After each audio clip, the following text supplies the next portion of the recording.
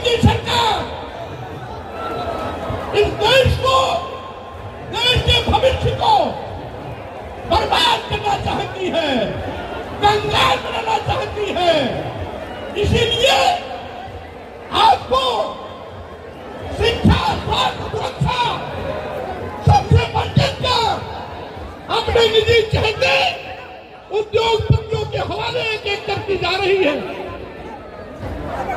यह इत्तेफाक नहीं, यह साजिश है कि नीट जैसी केंद्र सरकार के अधीन तमाम उच्चस्थ श्रेणी की परीक्षाएं एक बार नहीं, अब तक 70 बार लीक आउट का शिकार हो चुकी है, पर्चा लीक का शिकार हो चुकी है 70 बार। उसमें से नीट भी एक परीक्षा है। आप जानते हैं ऐसा क्यों?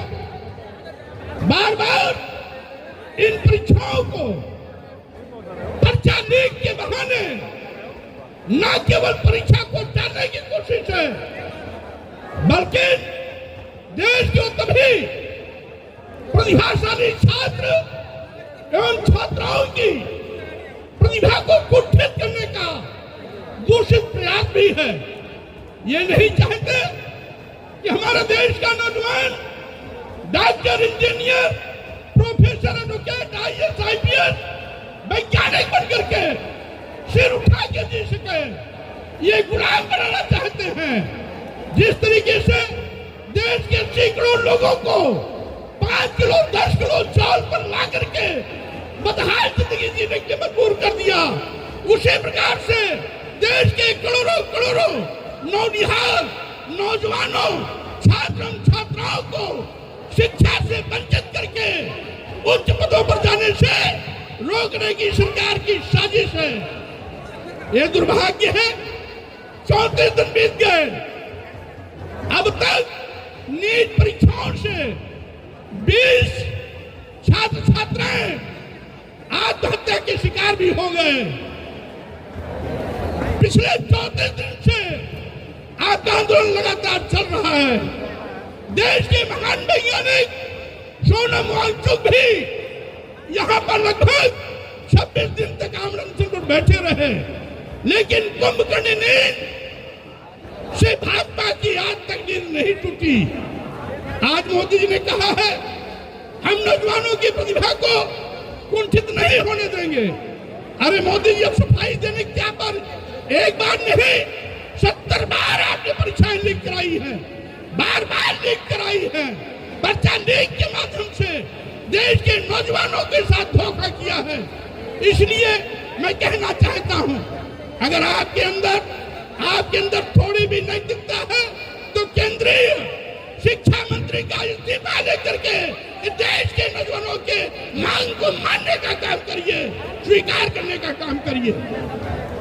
अगर शिक्षा मंत्री का इस्तीफा नहीं दिलाते हैं तो मान लिया जाएगा पर्चा लीक में आपका भी हाथ है। मैं कहना चाहता हूं साथी, आज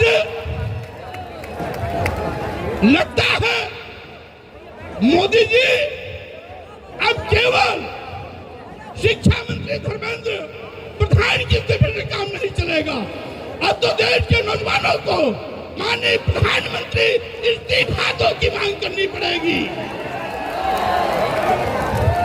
इन्हीं शब्दों के साथ में मैं अपनी पार्टी का आपकी धरना प्रदर्शन में बैठे नौजवानों को सहयोग देने के लिए, समर्थन देने के लिए आया हूं। और यही नहीं, उत्तर प्रदेश की तरफ से आगामी 26 तारीख को आपके समर्थन में उत्तर प्रदेश की राजधानी लखनऊ में भी एक विशाल धरना प्रदर्शन आंदोलन किया जाएगा।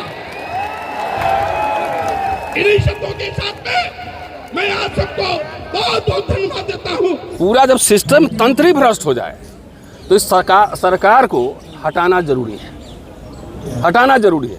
जो इनके पहले यही बच्चे रील बनाते थे ना, हम मोदी मोदी आएगा मोदी, यही बच्चे थे ना यंगस्टर।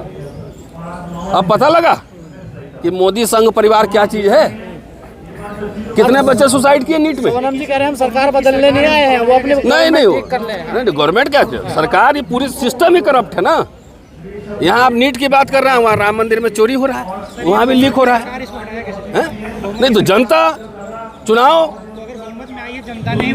है और कैसे आएगा? यहाँ कोई क्रांति ऐसे थोड़ी होगा, वोट के थ्रू क्रांति हो गया। चुनाव आयोग भी चोरी किए हुए हैं। और आप तो इतने आंदोलन देख रहे हैं, जो आंदोलन कर रहे हैं वही तो वोट दे रहे हैं बीजेपी को जाकर दे रहे हैं, तो उसका खामियाजा भुगत रहे हैं ना।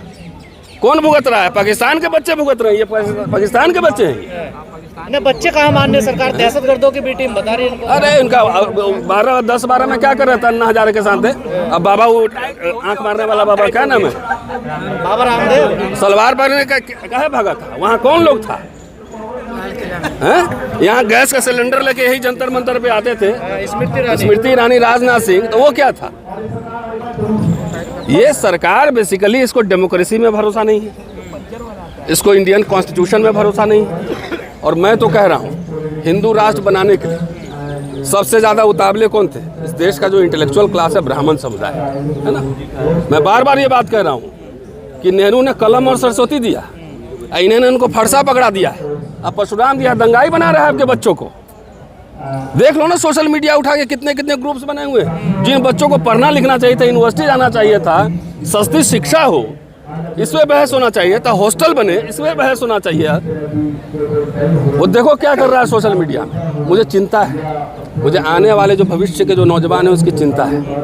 जात जात के संगठन बनवा रहा है, एक दूसरे से भिड़ा रहा है। सर 22 लाख में से 22,000 बच्चे नजर नहीं आ रहे हैं। कोई बात नहीं। देखो, एक आंदोलन पहले, आज़ादी की लड़ाई पहले इंग्लैंड में शुरू हुई। 5 ही 10 लोग पहले शुरू करते हैं। जन आंदोलन कब बना? जब गांधी सीन पे आए। नहीं तो 25-30 साल तो छोटे मोटे पुटे सी नरम दल ही था ना। तो आंदोलन आप क्या समझते हैं कि एक रात में जो है सब लोग सड़क पे? ऐसे नहीं होता है। ये तो जंतर मंतर से लेके पूरे देश भर में जो है ना, पूरा कैंपेन करना चाहिए। ये अभिजीत जो है वो दलित है, इस वजह से उनका नेतृत्व पसंद नहीं कर रहे हैं लोग। अब इसका कोई जवाब है? इसका जवाब है तो अच्छा, तो मोदी जी इलाज कर रहा है ना। फिर आपको अम्बेडकर से जिनको दिक्कत है, संविधान से दिक्कत है, जिनको दलित होने से दिक्कत है, तो संघ की सरकार जो है आपका गला काट रही, तो उससे खुश है ना? खुश रहिए उससे। फिर तो युवाओं को तो आना चाहिए ना सर यहाँ पर। नहीं हुआ तो हुआ, कितने करोड़ इसके तो मेंबर बन गए थे 2 दिन में। हाँ, तो फिर नहीं बढ़े जब से इन्होंने जय भीम बोला। कोई बात नहीं, जय भीम तो बोलना ही पड़ेगा। जय भीम बोलने में कोई अपराध है? इस देश की विडंबना है, जय भीम बोलना अपराध है। ये जो जय भीम बोलते हैं, नीले कबूतर से ही डर लगता है इनको, और किसी से नहीं डरते हैं। इनको याद दिला दूं, 2018 और 2019 2 आंदोलन आप गवाह हैं। उनको अंबेडकर के मूर्ति बनवाते हैं, बाबा साहब के सामने झुकते हैं, और उसी मूर्ति के नीचे जो है ना उनके विचारों को दफन करते हैं। असली हिंदू विरोधी और संविधान विरोधी, लोकतंत्र विरोधी ये संघी है, ये जान लो। जब अरे खुद एंटी नेशनल है। कौन नेशनल मूवमेंट में था वो? जी, किसका?